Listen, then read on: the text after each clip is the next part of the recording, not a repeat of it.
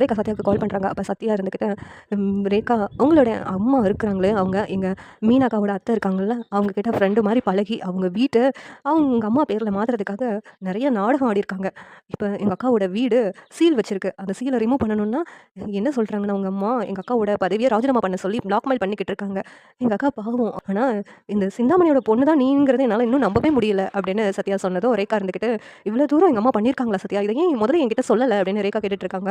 ஆனால் சத்யா இருந்துட்டு, இல்லை உங்ககிட்ட சொன்னால் நீ ரொம்ப வருத்தப்படுவல, அதனால சொல்லலை அப்படின்னு சொன்னதும், நீ முதல்ல சொல்லியிருந்தேன்னா இந்த ப்ராப்ளத்தை நான் அப்போவே சால்வ் பண்ணியிருப்பேனே அப்படின்னு சொல்லிட்டு இங்கே ரேகா சொல்லிட்டு, நீ ஒன்றும் கவலைப்படாத சத்யா, இதை நான் பார்த்துக்கிறேன் அப்படின்ட்டு ரேகா சொல்கிறாங்க. ரேகா உடனேவும் ஹைதராபாத்லேருந்து சென்னைக்கு வராங்க. சென்னைக்கு வந்ததும் சிந்தாமணி, என்ன ரேகா திடீர்னு இங்கே வந்திருக்க அப்படின்ட்டு கேட்குறாங்க. உடனே ரேகா இருந்துட்டு, அம்மா அங்கே உன்னை பார்க்காம என்னால் இருக்க முடியல, அதான் உன்னை பார்த்துட்டு போகலான்னு சொல்லிட்டு வந்தேன் அப்படின்னு ரேகா சொன்னதும், சிந்தாமணிக்கு உடனே சந்தேகம் வருது, இவ இப்படி பேசுகிற ஆளே கிடையாதே அப்படின்னு சொல்லிட்டு ஏதோ ஒன்று இருக்குது அப்படின்னு சிந்தாமணி டவுட் பண்ணுறாங்க.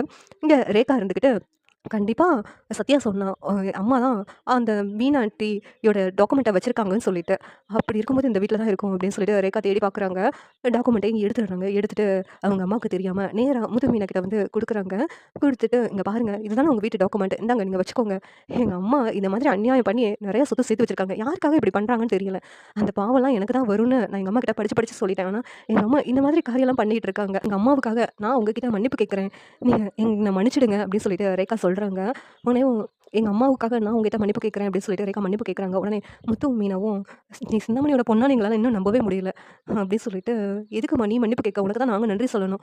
எங்க வீட்டோட பத்திரம் எப்படி எங்க கையில கிடைக்க போகுதோ அப்படின்னு சொல்லிட்டு நாங்க கவலைப்பட்டுட்டு இருந்தோம். எப்படியோ எங்க வீட்டு பத்திரத்தை எங்ககிட்ட குடுத்துட்ட அப்படின்னு சொல்லிட்டு முத்து மீனாவும் நன்றி சொல்றாங்க ரேகாவுக்கு.